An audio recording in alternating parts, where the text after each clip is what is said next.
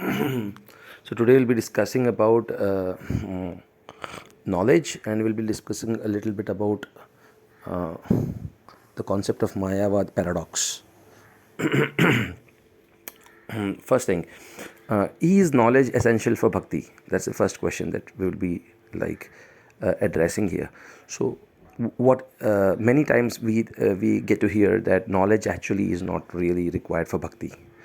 Bhakti is the ultimate thing, but then we don't understand the concept of knowledge. The whole concept is that if you don't know a person, how can you love him? If you don't know the person, there is no question that you're going to love him. So knowledge is knowing Krishna and knowing Supreme Lord, and without knowing him there can be no bhakti, there can be no love, or there can be no ladini. So as we know, the Lord is made up of three parts. We have discussed this before: Sandini, Samvit and Ladini. Sat, Chit and Ananda. The Lord is known as Sat. Sat is his physical aspect of the Lord, existential aspect. Chit is the aspect of cognizance and knowledge, and Ananda is the aspect of emotion, rasa of the Lord. So Lord has got three aspects. Now, as we all know, that the Sat aspect of the Lord is the basic aspect. It's the aspect of existence. Now, if you have no existence, then there can be no life force. For somebody to have life, or somebody to have knowledge, he has to exist. So existence is the core for everything. Sat is the core. But Chit, or knowledge, depends on Sat. And Ananda depends on Sat and Chit. Because if you have to have emotions, then you have to have a life force. Without living or life, if you're a dead person, you cannot have emotions. Chit is required for Ananda. And similarly, for Chit, Sat is required. So therefore the realization about the Lord is as Brahman, Paramatma and Bhagavan. We always say the Brahman realization, Prabhupada says, is the Sat realization, existential realization. So when we understand only the Lord's body, then we know the Sat. We are Mayavadis, Brahmavadis. And when we understand the Paramatma feature of the Lord, his thinking aspect of the Lord, then the realization is known as Sat Chit. It's never known as Chit. It's known as Sat Chit realization, because Chit requires Sat for its existence. And finally, the Bhagavan realization is known as Sat Chit Ananda realization, because Ananda requires Sat and Chit. Without knowledge and without existence, there can be no Ananda. And inversely speaking, actually Sat can exist without Chit and Ananda. That Sat is known as Brahma Jyoti, the physical aspect of the Lord, where the Chit and Ananda are minimal if they're existing. So the Sat aspect is known as Brahma Jyoti, and Sat Chit aspect is known as Paramatma realization of the Lord, where there is no spiritual world, there is nothing. It's basically just Paramatma realization, like how the yogis meditate. So there is no Ananda there. And the Sat Chit Ananda is the spiritual world. And once in the spiritual world, when the Ananda comes, then Ananda governs Sat and Chit. So Ananda is dependent on Sat and Chit, but then Ananda also governs Sat and Chit. Like Ladini Shakti determines how the Sat and Chit will behave. Spiritual world is controlled by Radharani, controlled by Ladini Shakti. So the Ladini Shakti basically determines, for example, we have discussed this before, how the Lord's physical aspect is determined by his emotions. The way he thinks is also determined by his emotions. Like Jagannath, he's thinking in a particular way, and his physical aspect or Sat changes depending upon his bhav or his emotions. And his Chit also changes, the way he thinks. And this can be applicable to Lord Chaitanya Mahaprabhu. When he comes in the mood of Srimati Radharani, his emotions basically have changed, and because of that his body has assumed various like golden color, and the way he talks and thinks is totally different. Chit is also different. So both Sat and Chit are governed by Ananda, because Ananda actually gives life. Without Ananda, it's like, if you just have Chit, Sat Chit, that means it's like an artificial intelligence without emotions. Without emotions, everything is almost like a dead machine. So Ananda actually gives life, almost dead, you can say, So Amrisha, yatra trisargo Amrisha. The first part of the Srimad Bhagavatam, first verse of the Srimad Bhagavatam talks about Tejo varim ridham yatha vinimayo yatra trisargo Amrisha. So how I understand this verse, it's probably not given in any of the Shastras, but Tejo is actually, this part of the Bhagavad verse refers to Srimati Radharani. It's it as one of course it refers to many different personalities. This is one aspect, one realization. So in this part, it says Tejo. Tejo is actually Radharani when Tapta Kanchana Gaurangi, when she actually is separated from Krishna, her body burns like fire, like a burning golden color fire, because she's so much in anxiety for Krishna that her body is literally burning. So she's like Tejo, like a Tej, like fire. Tejo Vari is like water, and she melts in ecstasy. She becomes Radha Kund. So she's like literally becomes water. And Mridham is like a stone. She's like literally stunned like a stone. Sometimes in ecstasy she can't even move. When she thinks about Krishna, she's literally stunned. She can't even move. So these three changing Mahabhav symptoms, the very personification of that is Srimati Radharani. So Tejo Varhi Mridham Yatha Vinimayo means exchanging. These constantly exchanging the three states. They are bartering with each other. So the Sanskrit word vinimayo is like these changes are completely changing all the time. So the ecstatic manifestations are changing, and that the very personification of Radharani. Yatha vinimayo yatra trisarga are the three energies, Sandhini, Samvit and Ladini. Amrisha, yatra, at which point because of whom, at which point the three energies become almost alive. Amrisha is almost dead, and Amrisha is life. So the Ladini Shakti is the one which gives life to the three three Shaktis, because otherwise they are impersonal in nature. Sat is only impersonal Brahman, and Sat Chit is almost like impersonal Paramatma. But when Radharani comes, then the Goloka becomes alive and spiritual world gets manifested. All of these things become perfect, because the emotions are the things that make everything go around. So where were we? So we were in this point. So yeah, we have got these 3 points: Sat, Chit and Ananda. And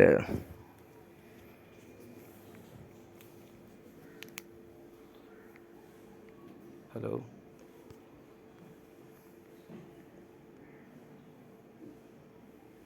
So yes. Yes, so the Lord has 3 aspects, and that is his physical aspect. So the knowledge, the very definition of bhakti is anya bhilashita shunya jnana karma anavrita anukulena krishna anushilanam bhakti ruttama. So there's a line in this verse which says jnana karma anavrita. It should not be covered by jnana and karma. Karma is the physical part, and jnana is the chit part, so the knowledge part. Karma is physical activity, basically, which is physical in nature. So Sat and Chit should not cover Ananda. Then bhakti will be perfect. So what does it mean? It basically means that, does knowledge ever cover bhakti? Is it possible that knowledge will cover bhakti? Is it possible? Or does Ananda cover bhakti? So let's try to, not Ananda, sorry, knowledge. Does knowledge ever cover Ananda or bhakti? Why does it sometimes cover bhakti? So with knowledge, when it is incomplete in nature, that covers bhakti. But complete knowledge can never cover bhakti. Now this is what we'll understand. So what is incomplete knowledge? Knowledge about only the Sat aspect of Lord Krishna. Sat means the physical aspect, the Brahma Jyoti aspect of Lord Krishna. That is incomplete knowledge. That's not complete knowledge. That's an incomplete version of knowledge. So when you have knowledge about only Sat, that is the Brahmavadis, they only know about the body of the Lord. They know that the Lord is Brahman. He's all pervading. He's the source of everything. He's the controller of everything. He's like controller, of course, is Chit part, but he's the source, physical source of everything. So when they know that he is everything, the Lord is everything, He's all of existence is nothing but Brahman, but the Supreme Lord's body, Sandhini Shakti. So when they have this knowledge about only Sandhini Shakti, and they don't have knowledge about the Chit aspect of Lord Krishna and the Ananda aspect of Lord Krishna, that knowledge becomes incomplete, and that knowledge covers bhakti. For example, if you think that the Lord is all pervading, He's the Supreme Personality, He's the source of everything, then you cannot serve Krishna with love. You cannot fight with Krishna. You cannot have love fights with Krishna. You cannot feed Krishna prasad, because He's the source of everything. He's everything. So the physical aspect of Krishna, when you know, that covers bhakti. You cannot do bhakti properly if you know. Just like when Madhavendra Puri was like completely in ecstasy and he was crying out, "Oh Krishna, where are you? Where are you?" Then Ramachandra Puri, who was his disciple, who was actually a Mayavadi, and he had only the Sat aspect of the Lord he knew. And Sat aspect is that the Lord is everywhere. Brahman is everywhere. So he's saying, why are you crying? Actually, you should not cry because, Brahman is everywhere. Just meditate on Brahman, right? He is there everywhere.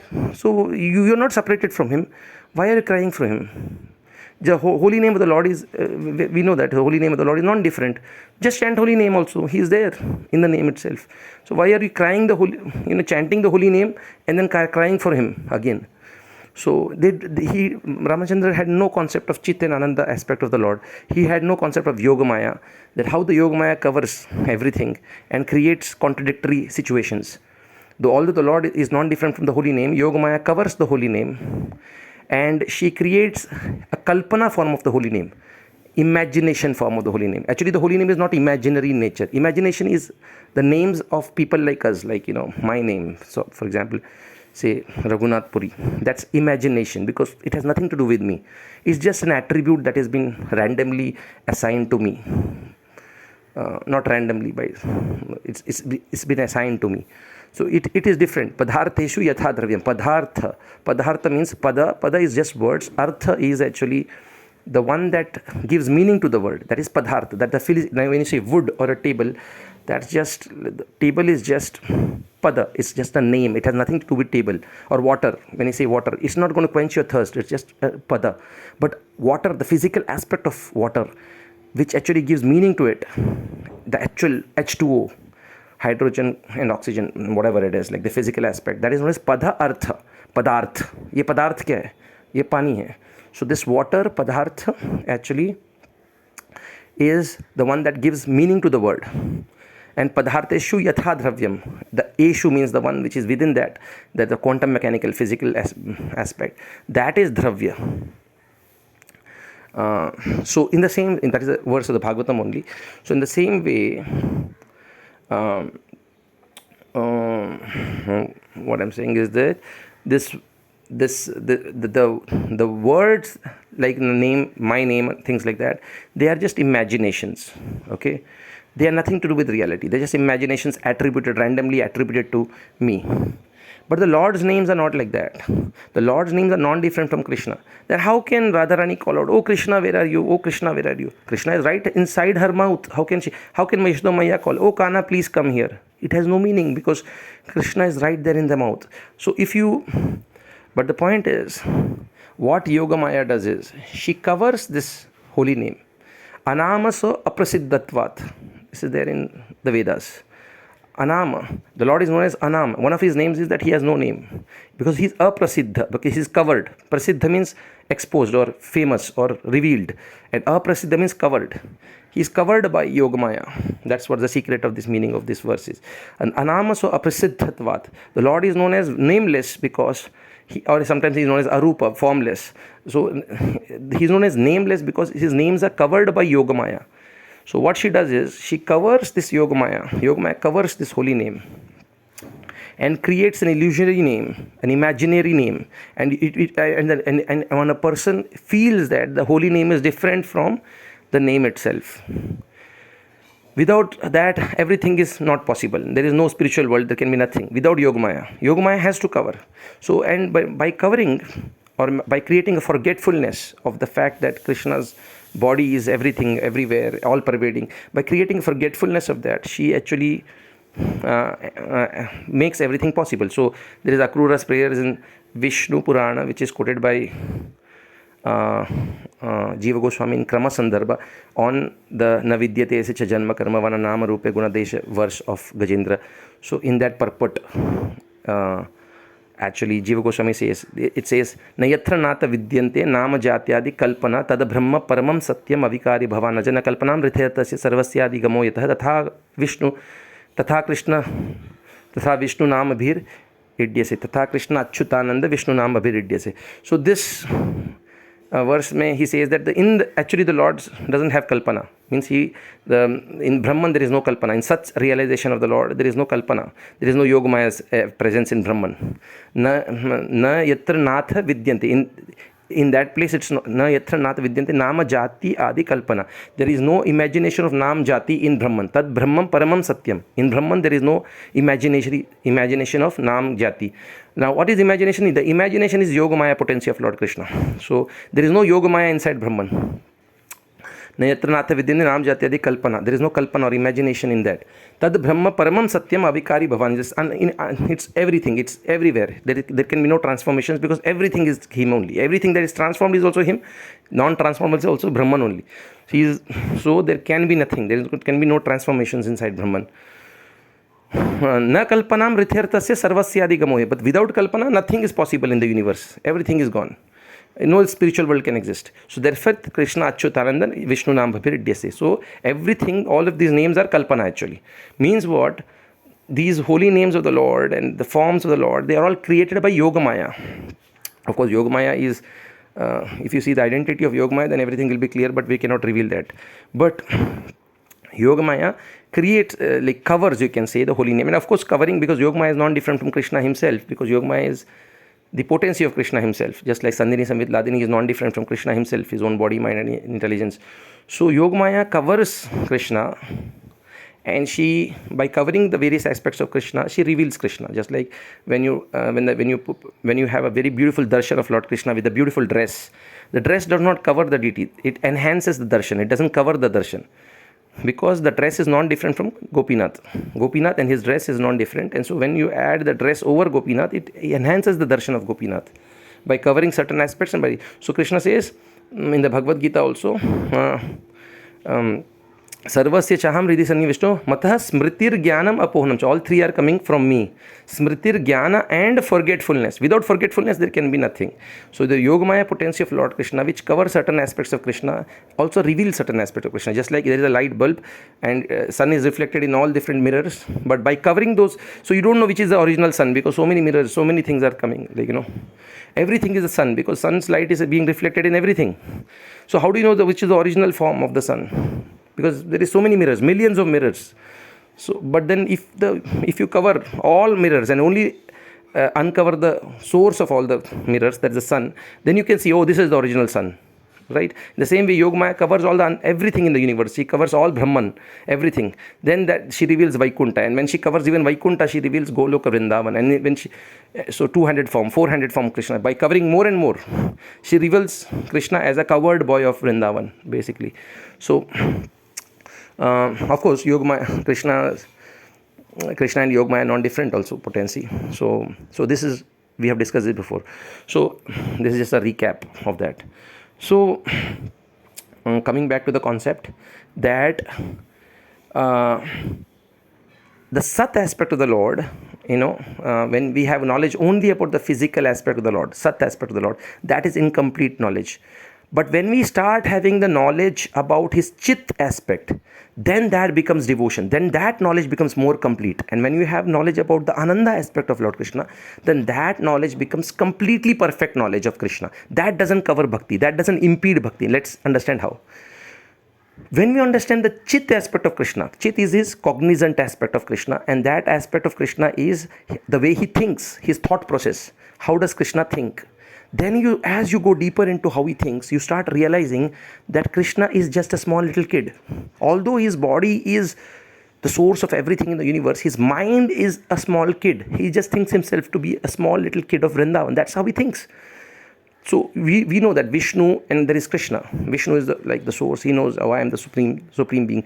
But actually Vishnu is not the source of Krishna. Krishna is the source of Vishnu. Damodar is the source of Vishnu. So Vishnu is actually, when Krishna starts to behave that he is mature, I am a very mature guy, but that's acting. Reality, the real knowledge about Krishna is that he is Damodar, he is a small little kid, and the way he thinks is just like a kid. He gets hungry, he gets under Yogamaya, because Yogamaya is also his own potency, and it's an eternal potency that is there, and that's eternally how Krishna thinks. He thinks like a kid. I am hungry, mummy, I want to eat food. And then you can fight with him, and he likes to fight with you, and he just thinks he's a kid. And this, when you start having knowledge about how Krishna thinks, just like for example, take Chota Bheem. Chota Bheem is a kid. He's a super powered kid. He has got all the powers in the universe, but he still is a kid because he thinks like a kid, right? Now, when you have knowledge about Chota Bheem, only his superpowers, then you might think he's some Superman or some mature guy or something like that. You don't know who he is.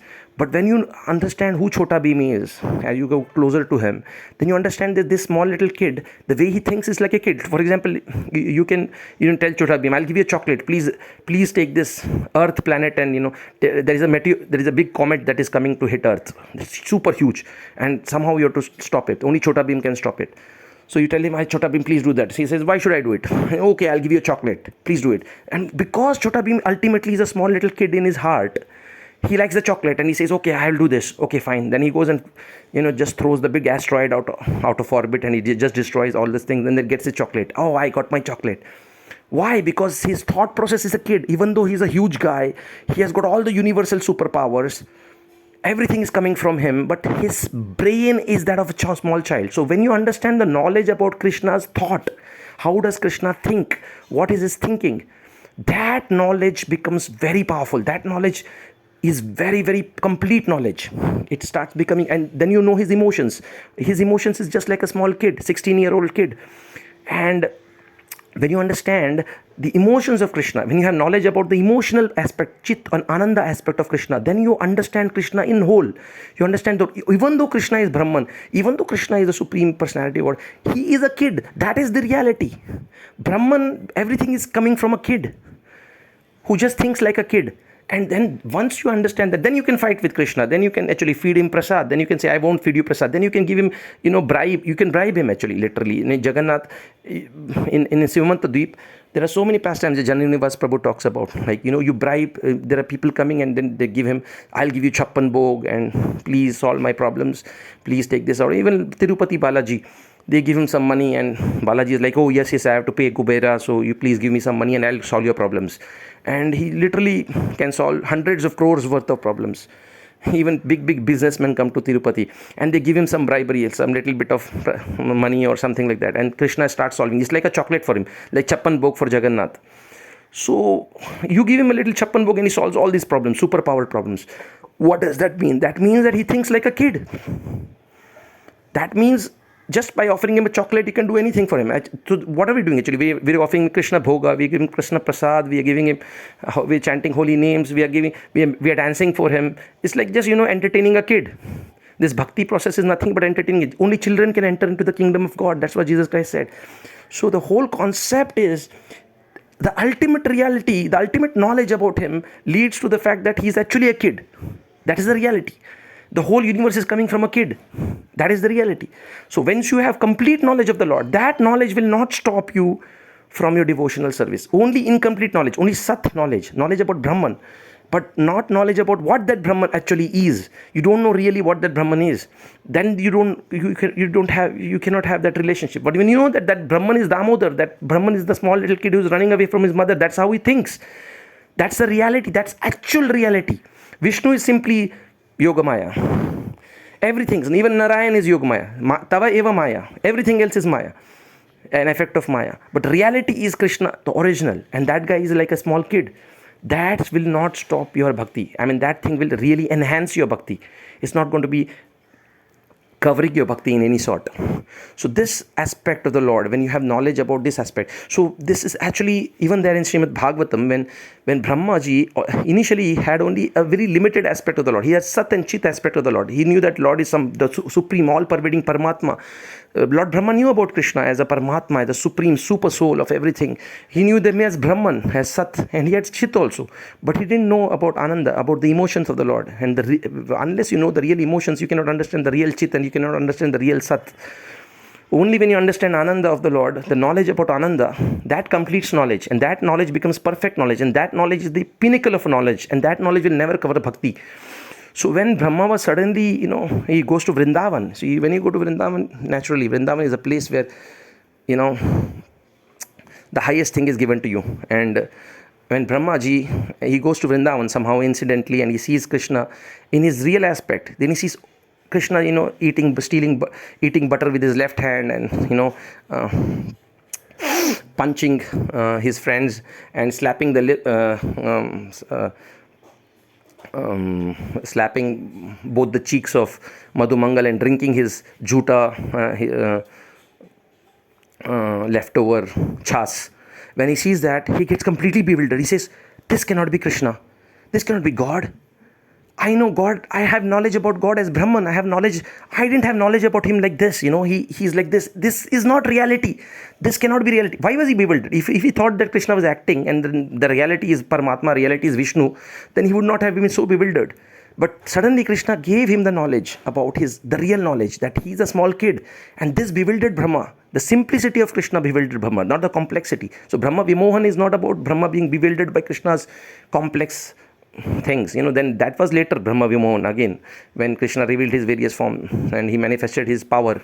That also bewildered Brahma. But what really bewildered Brahma was Krishna's real nature as a small little covered boy.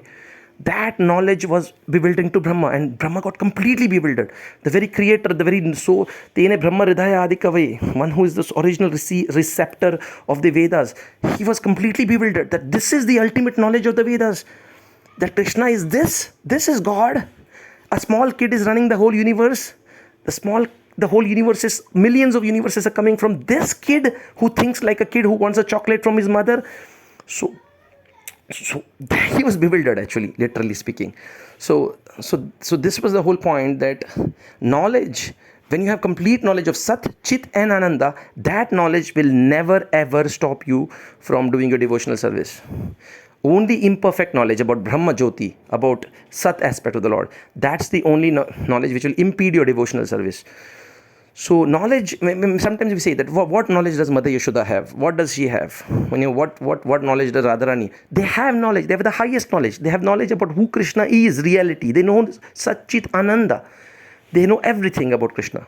The knowledge about Krishna being like the supreme. So knowledge is not something like you read millions of books and trillions of verses and that's knowledge. No, knowledge actually is just one line. If you understand that one line, you understand all knowledge in the universe.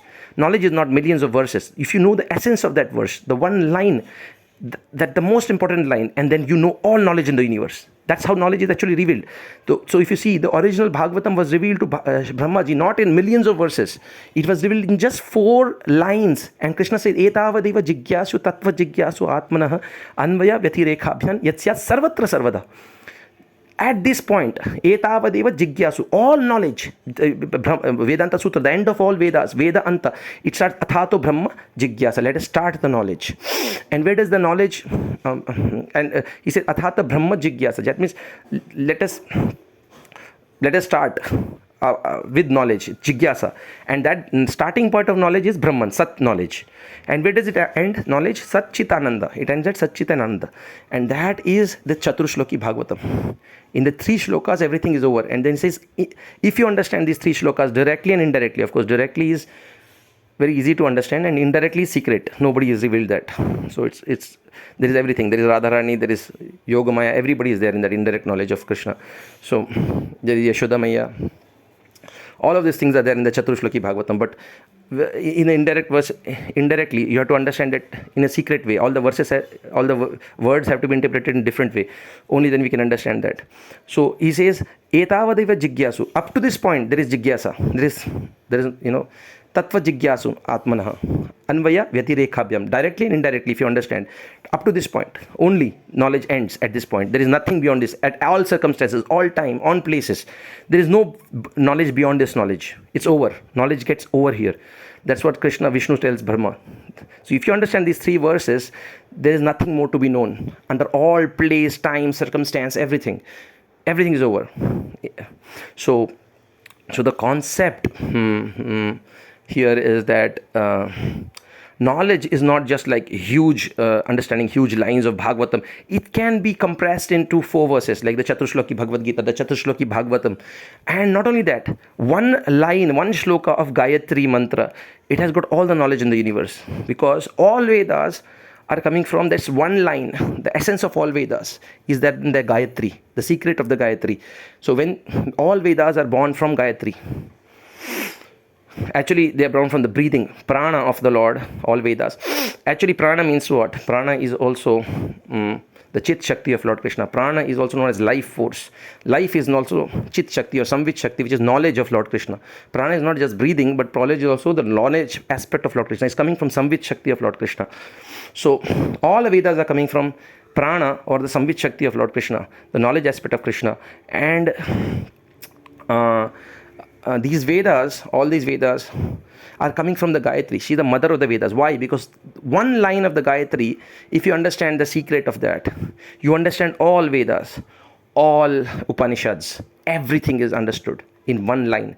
So when you say Mother Yashoda doesn't have knowledge, she has that knowledge of one line, that one line which is the most essential part of all Vedas. That she knows that Krishna, who Krishna is, what does he behave like, what is his thought process. She knows everything about Krishna. So knowing about Krishna, his emotions and his mind and his body, she knows everything. She knows Krishna's body. How is Krishna's body? And that body is a source of Brahman. She has knowledge of Brahman also. And she knows Krishna's thought process, because the original Krishna, Damodar, is just her child. She knows exactly what he thinks like. And that's the reality. That's the reality. Vishnu is simply Krishna acting like something.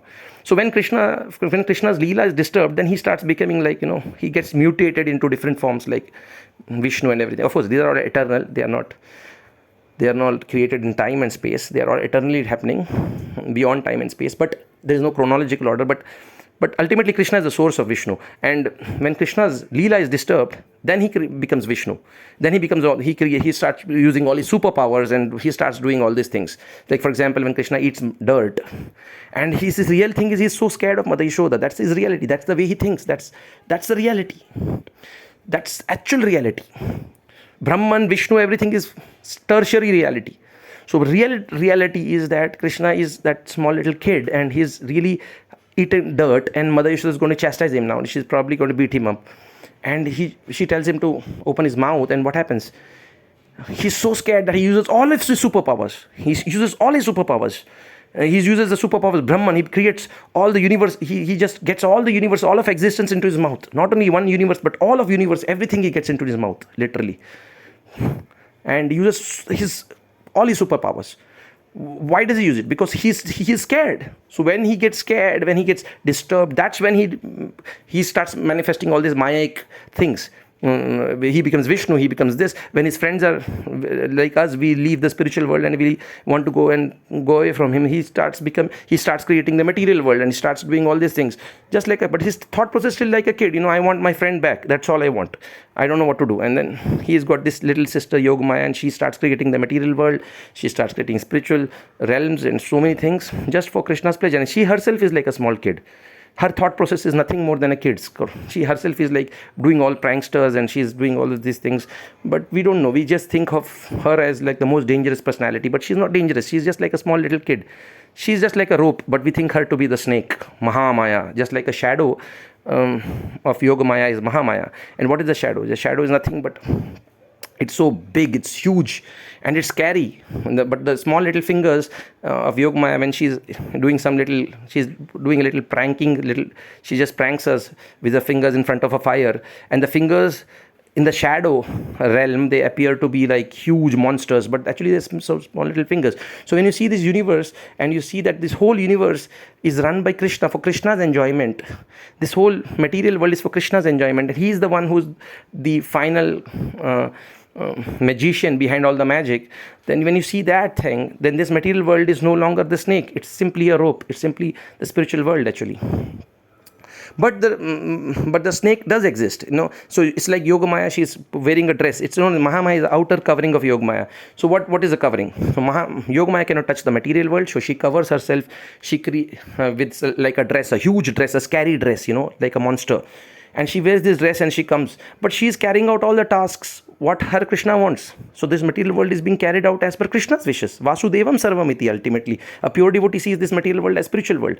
Because ultimately behind the dress, the scary dress, is the small little girl Yogamaya who's doing everything else.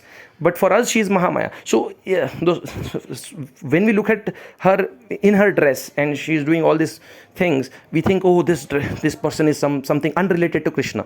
Rithayartham yat pratiyatana pratiyata chatmani, this verse of the Srimad Bhagavatam, where we think, oh, all this material world is running unrelated to Krishna. Krishna is not the controller. This guy is my enemy. This guy is my friend. We start thinking that the whole world is being controlled by people, by energies and stuff like that. When you see the energy of Krishna disconnected from Krishna, we see, oh, this monster is come. But we don't understand, when we don't see the connection that Krishna is the one who is actually doing everything behind the scenes, then we see the material world as a snake, and the snake is very scary. The snake is causing us so much suffering. But when we see that this huge monster is nothing but yogamaya, the small little girl who's just donning a suit, to carry out her work of scaring people out in the material world. When we see that small little girl, then we're not scared of the monster at all. When we see that small little girl, we know that it's a small little girl. And the monster is a reality, actually. The monster is a reality because ultimately the dress is real. The dress that she wears, that is real. But and the girl is also real. But we know that the dress is simply a outer covering. The reality is ultimately the girl. And when we know that, then the girl will remove her dress, and then she will take us back to the spiritual world where she will work in her normal dress. Then that's yogamaya, and the spiritual world is controlled by yogamaya in as a small little girl. But in the material world, the girl has become a huge mahamaya, and she's carrying everybody. But ultimately, it's her only, actually. So this material things become spiritual when you understand that ultimately it's all done for Krishna's pleasure. When you understand that this huge monster is also being run by Krishna, then everything becomes spiritual. That Prabhupada said, this microphone is material, but when you use it in service of Krishna, when you see this flower as in the garden, just by seeing this flower as being property of Krishna, that becomes spiritual. It's no longer material. So what does that mean? That means, Prabhupada said, I'm just looking at this flower in the garden. I didn't even offer it to Krishna. Just by the way I look at the flower is that, this is Krishna's property. I'm going to offer it to. Just by looking at the flower, Prabhupada says, that flower is no longer material, it's spiritual. That means you see the yogamaya behind mahamaya, and you see that everything in this material world, there is no mahamaya, there is only yogamaya. Then it becomes Vasudevam Sarvamiti. Everything is Krishna. Everything is being run by Krishna. So it's like he's your friend. And you achieve shanti mrachati. Bhoktaram yagya tapasam. Sarvaloka maheshwaram. Suhridam sarvabhutanam. Gyatpamam shanti rapchati. So he's Sarvaloka Maheshwara, and this whole world is meant for his enjoyment. So Mahabharata, there is Duryodhan. Even Duryodhan is meant for his enjoyment. And we are all playing the roles of Duryodhans in this Mahabharata. So under Yogamaya we like Arjun. Under Mahamaya we like Duryodhan. So both Arjun and Duryodhan are serving Krishna only, and for his pleasure only. So Mahabharata is meant for his pleasure. So this whole material world is also meant for Krishna's pleasure. Our reformation is secondary. The primary purpose of material world is Krishna's pleasure. So when we have this complete knowledge, this knowledge will not stop us actually from becoming. So this knowledge is one line. That's all. The knowledge is not like huge pages and pages. So this one line. And why knowledge is one line? Because the tattva, the reality is just one line. That one line that cannot be changed. That Krishna is Satchitananda Vigraha Anadi Radhir Govinda Sarvakarana Karanam. He is the source of everything. Sat Chit and Ananda. Sandhini Samhita Ladini. He is the source of that. That cannot be changed. That can never be changed. That is the truth. That's the absolute truth that can never be changed. Every other truth is truth only because Krishna, the absolute truth, wants it to be true. That's it. All the universal laws that you study in the Srimad Bhagavatam, all the laws that you study in the various in physics, chemistry, biology, and whatever you want to study, all the knowledge of the universe, all the philosophy of the universe, all the various shlokas of the various, all of them can be changed by Krishna. Past, present, future, everything Krishna can change immediately. He can delete all the memory of every single living entity and completely destroy all the past. He can create all the future. Whatever he wants is the future. Krishna doesn't know the future. Whatever Krishna knows, he becomes the future. So everything in this existence, Krishna can change, except the fact that he is the Supreme Personality of God, source of Sandhini Samvit Ladini, and cause of all causes. Except for that, Krishna can change everything, and he will change, and he can change everything. Everything is rasa. When Krishna wants something, as per his rasa, universe tattva will change, the knowledge will change, everything will change. So the knowledge is no longer knowledge.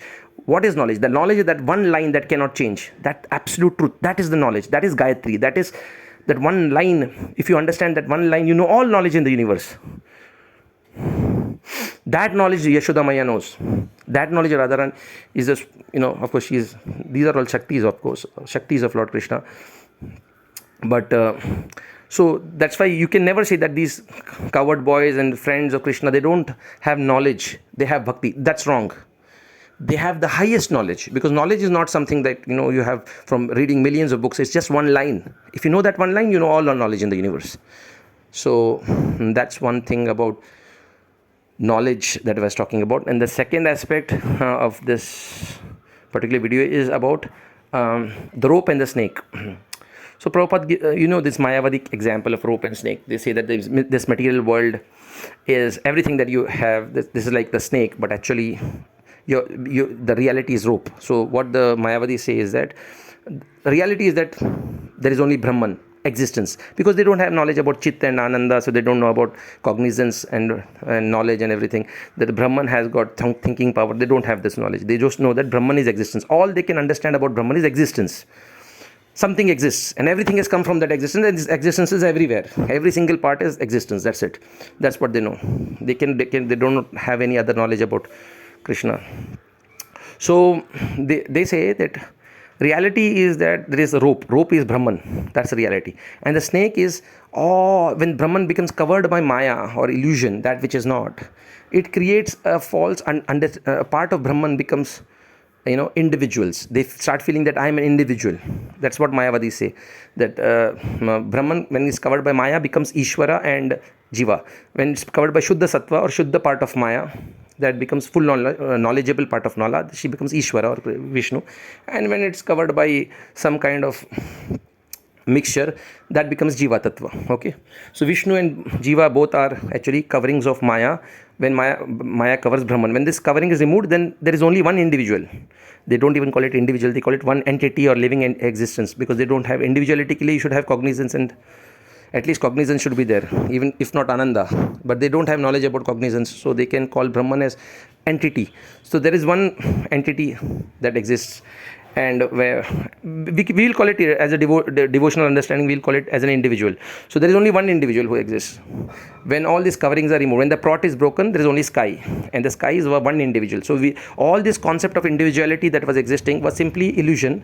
Brahman covered by illusion, and due to illusion, Brahman thought himself to be multiple individuals, but he was actually only one individual who was under illusion thinking himself to be multiple individuals like Jivatma and Vishnu.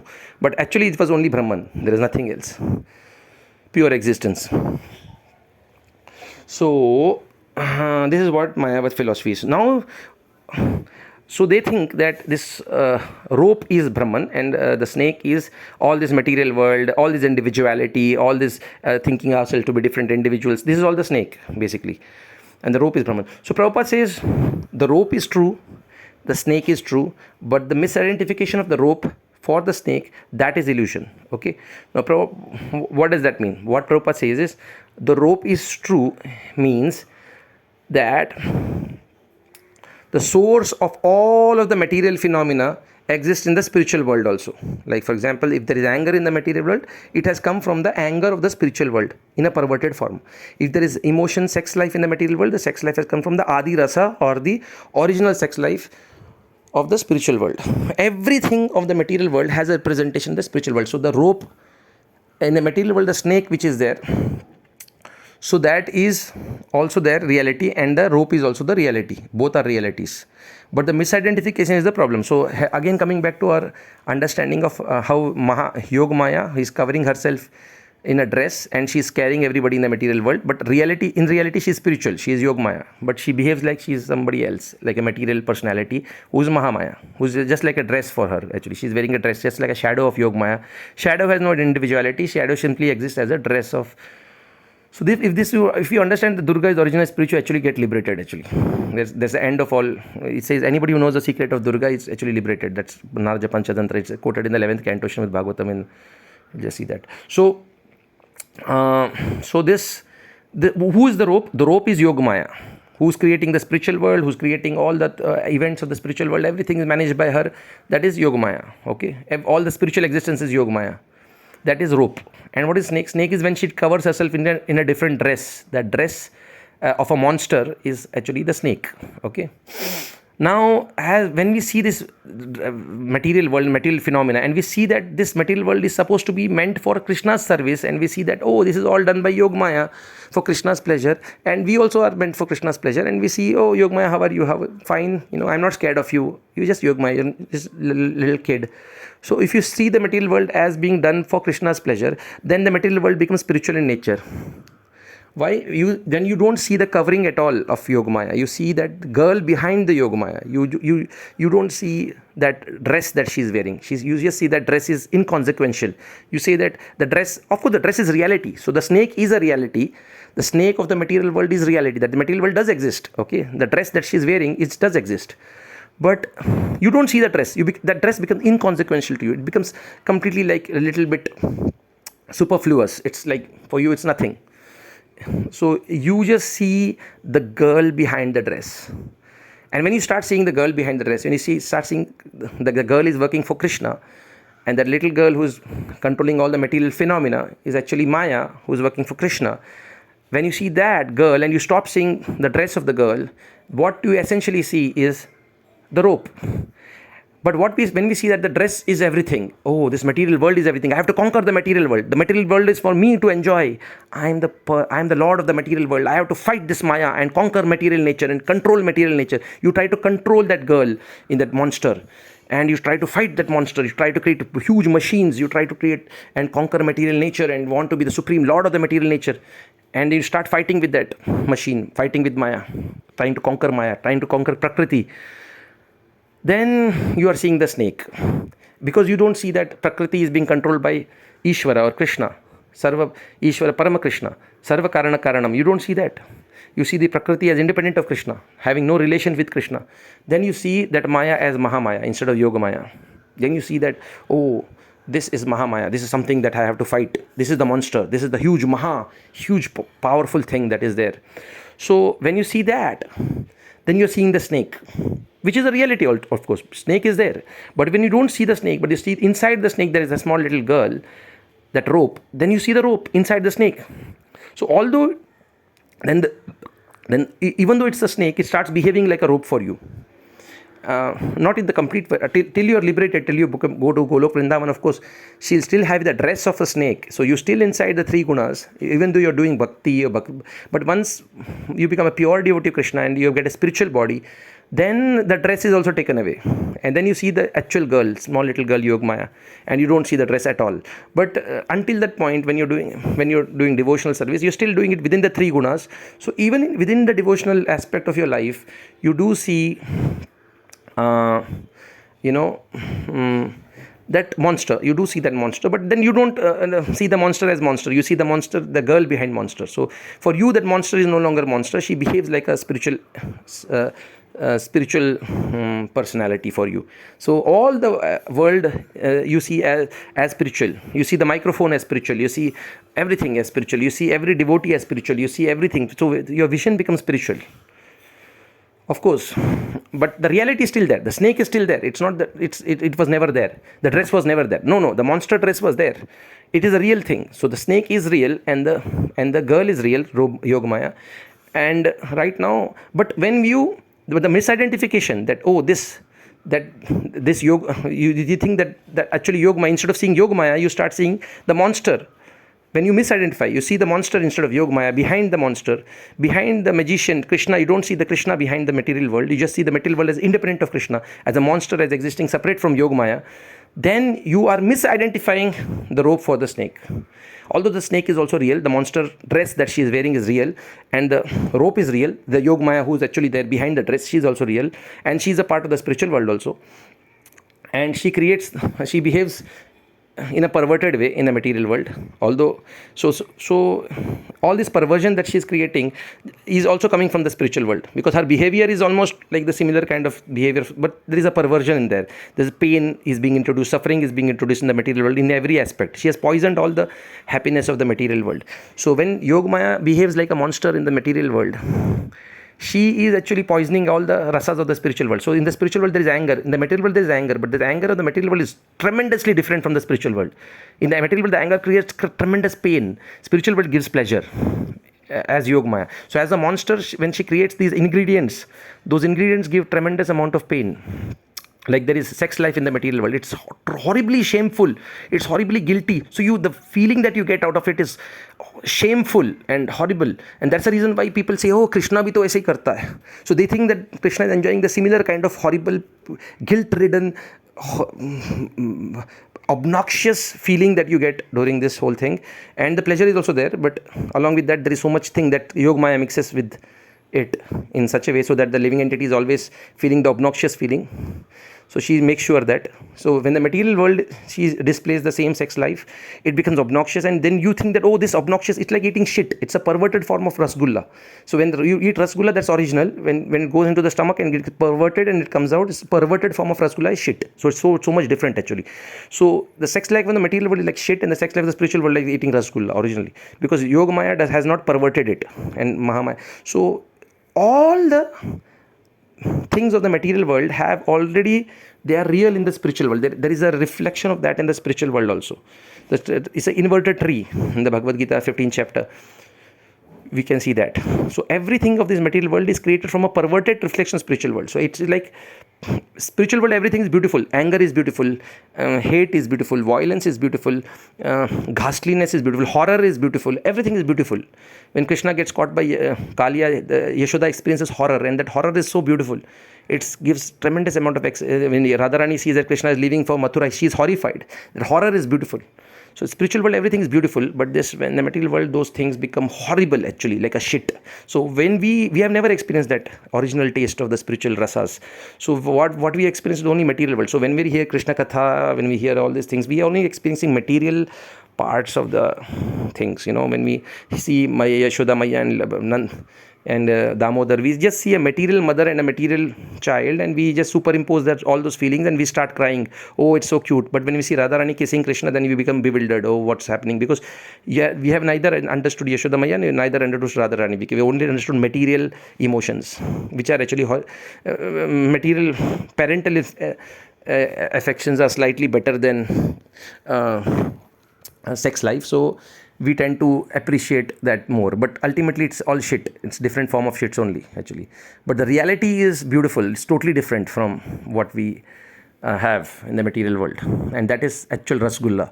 That is spiritual rasas, the spiritual parental rasa, spiritual loving affairs of Radha Krishna. They are completely different in nature. When you taste it, you'll understand, oh my God, it's so beautiful. Here it's all shame ridden and guilt ridden. So we know that's horrible, obnoxious feeling. We do it in the night. We in the material world, it's all like, it's so shameful. We cover our bodies because of shame. So the spiritual world, like Sukadeva Goswami, they don't even cover their bodies and everything. So there is no need for all those things. It's completely just like Leela. Just for the Lord's Leela, they have all these dresses, and they have beautiful things, and there is all this. There is no such requirement, because like we have the shameful. Why do you don't have multiple relations in the material world? Because so shameful sex life. In the spiritual world, it's not because of that Krishna has dances with so many gopis. It's just because for the Leela, certain things have to be made, and that's why the marriage is made, and the gopis have concept that they are married, and all these things are just meant for enhancing Krishna's Leela. It's not meant because of to hide the shame or to enjoy the horrible rasas of illicit sex life. It's not like that. The rasas are completely different there, actually. All these rasas are obnoxious here only because Maya Devi, who is Durga Devi, she has mixed poison inside all the rasas, and the higher the enjoyment, the higher the poison, the higher the shame, higher the problems, higher the suffering, higher the sinful reactions. She has mixed everything with poison. So you are experiencing everything is a perverted form in a very horrible way. So that's why you feel that, oh, this is so horrible, and you think that Krishna is also enjoying such horrible things in the spiritual world, which is absolutely wrong. So now the question that comes into mind is, if the material world was actually, everything in the material world is a reflection of the spiritual world, then Mayavad should also exist in the spiritual world, right? Because the concept of Mayavad has to be copied from the spiritual realm, from Golok Vrindavan. It has to come from there. And that has to be implemented in the wrong way in the material world. Just like in the material world, the rope is true, the snake is true, but the misapplication of the knowledge about the rope is being superimposed on the snake. And we think that the rope is the snake. And that is the problem. Misunderstanding. Misapplication of the actual truth. When you change the objects, snake has been misidentified as a rope, or a rope has been misidentified as a snake. That is the problem. Snake and rope are both existing. So in the same way, the Mayavad has to exist in the spiritual world, but it has to be pervertedly existing in the material world.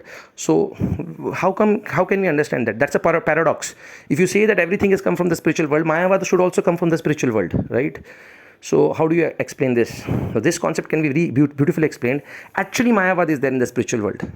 When Mayavad is applied to Krishna, it is no longer Mayavad. It's beautiful. It's absolutely perfect philosophy. So now just let's go into this. So imagine there is Krishna, there is Vishnu, there is Lord Ram, there is Narasimhadev. Are they different people? Are they different individuals? Who are they? They are the one same individual, the one same entity, Krishna.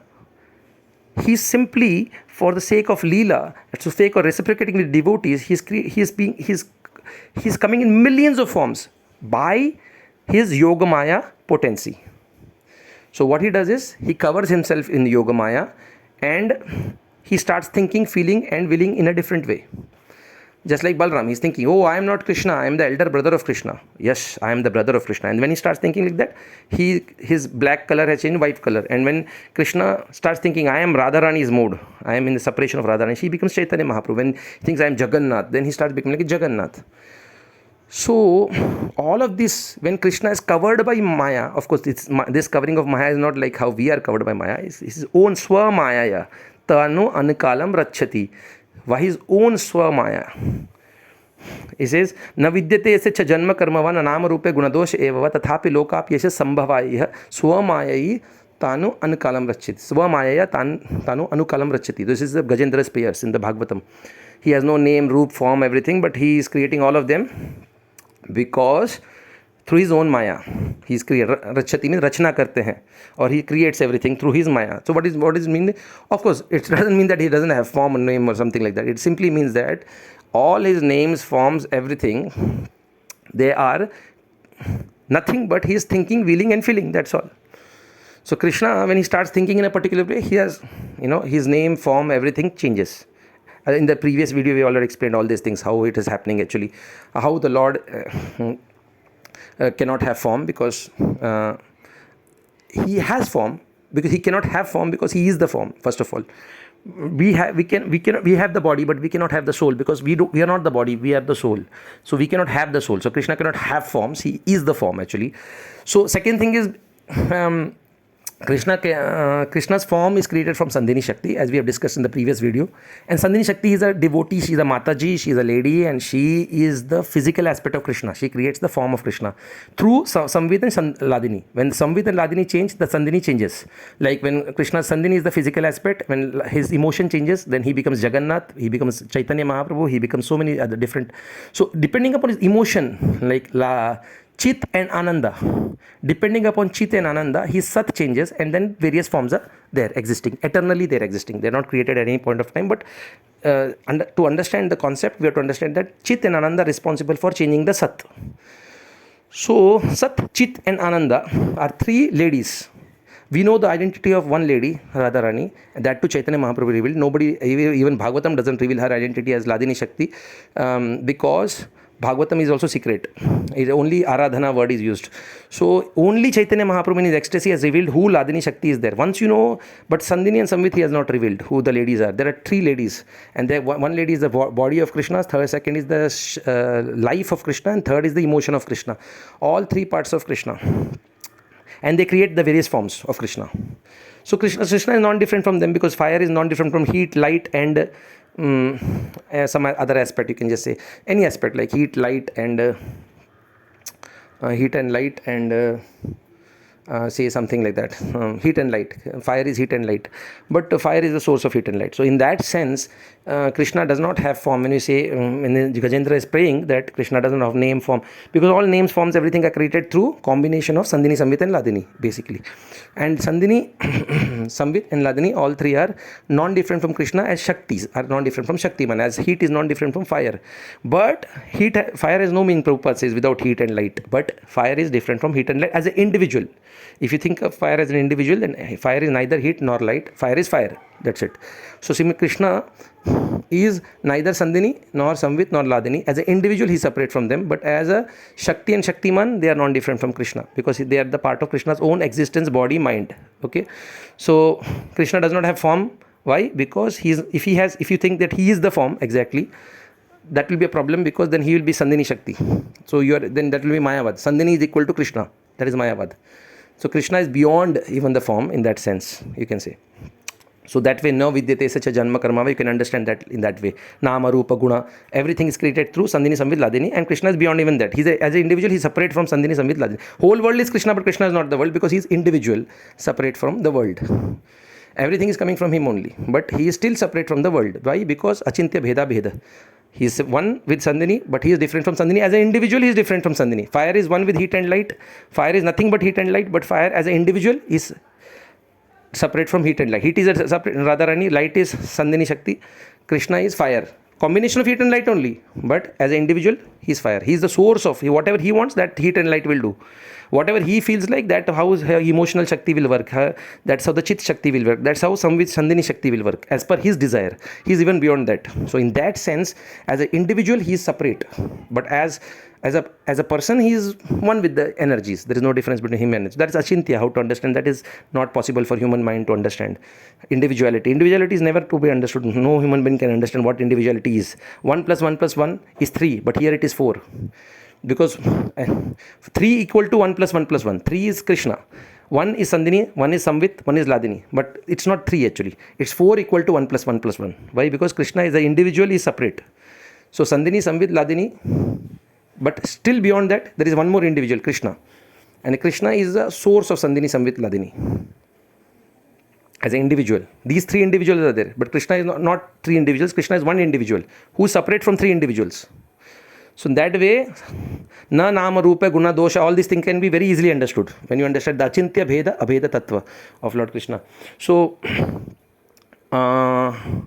yes. So, where were we? So, what we were thinking was that, yes, that Krishna is the source of all of them, all of these things. And, so Mayavad, spiritual Mayavad. What is spiritual Mayavad? Spiritual Mayavad is, in the spiritual world, Krishna actually, if you see, he, this individuality only exists between Krishna and Jivatma, Krishna and Lord Shiva, Krishna and the Shaktis. Krishna is a separate individual, Shaktis are separate individuals. Although they are closely integrated with Krishna, not like Jivatmas. Jivatmas like spark, Krishna. These Shaktis are like fire. They are as infinite as Krishna. They are as powerful as Krishna. So they are different. But there is a different achintya bheda bhed between Krishna and the Shaktis. There is a different achintya bheda bhed between Krishna and the Jivatma. There is a different achintya bheda bhed between Krishna and Ishvara or Lord Shiva. And the material energy also. There is a different achintya bheda bhed between Krishna and the material energy. So when he wants to become a deity of the Lord, he invokes that material energy. When he wants to become Radharani or Shaktis, he becomes Radharani by becoming Chaitanya Mahaprabhu. He can merge into anything.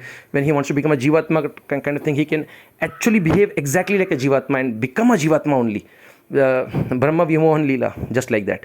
Although he is Vishnu, he can exactly make a replica of the Jivatma. And when drinking Putana's milk, he invokes Lord Shiva and becomes exactly like Shiva.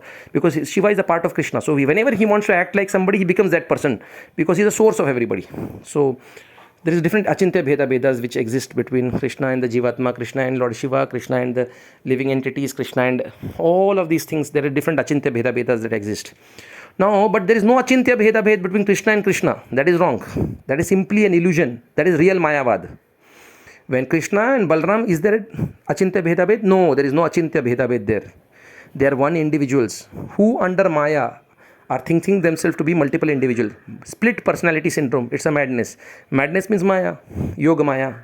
She creates all illusion and madness. So Krishna, for his transcendently mad personality, he wants to enjoy unlimitedly. So under Yogamaya, he has his own multiple forms.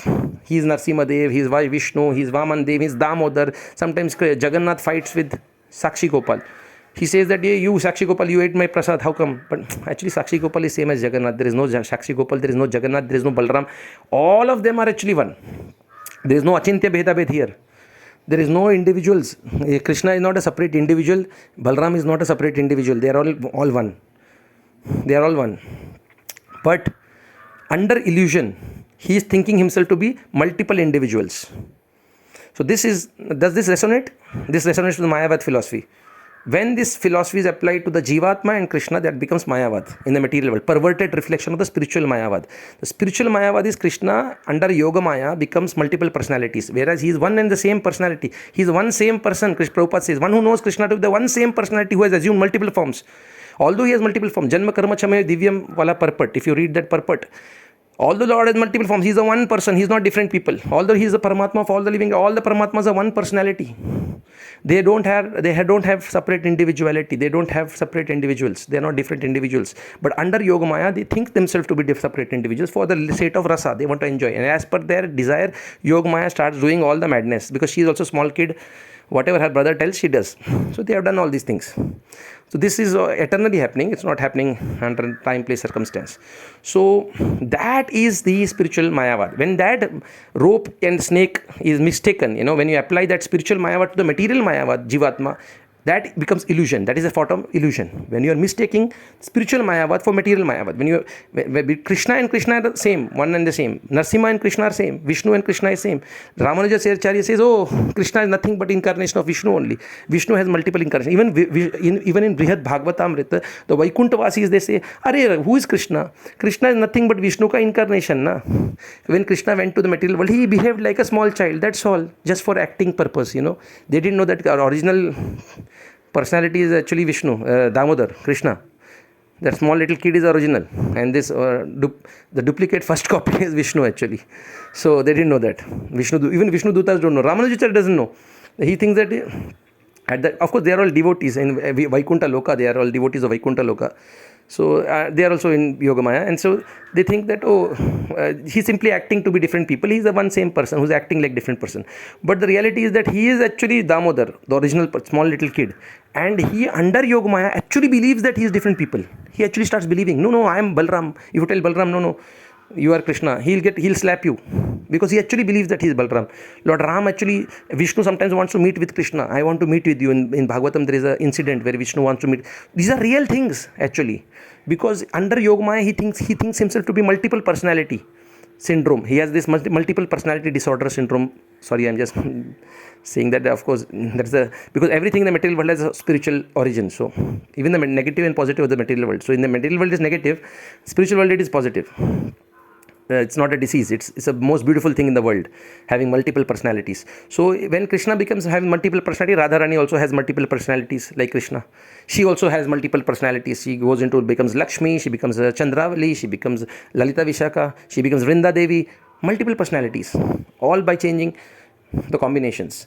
And when Krishna changes his personalities, his mothers, his family members, everybody has multiple personalities. Then they start changing that personality. Of course, this can only happen when they are Shaktis. Actually, you cannot have Jivatmas do all those things. Pure Shaktis, they can have multiple expansions. Like Krishna can have expansions, they also have expansions. Expansions are nothing but when they start feeling that they are different people, that's all. They are the one person who starts feeling that they are different people. This is Mayavad spiritually. One entity who thinks that he is multiple entities.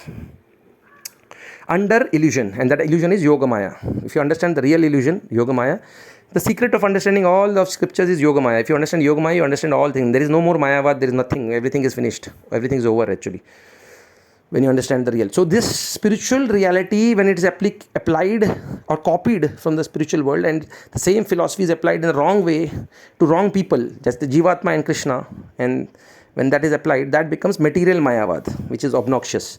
But spiritual Mayavad is when Mayavad is applied to only Krishna, nobody else. When you apply it to Krishna, that becomes perfectly all right. That is spiritual Mayavad. When Krishna, overcome by Maya, thinks himself to be multiple personalities, and then he creates all these multiple universes, multiple things, and then he thinks, oh, this is how it's going on under Maya for his enjoyment. So that's what's the so everything in the material world has a spiritual reflection. It has to have a spiritual counterpart in a pure form. So even Mayavad of the material world is copied from the spiritual. Shankaracharya has copied this entire concept from the spiritual world, and he's applied this into the material world. So this is one of the things that I was thinking. Hare Krishna.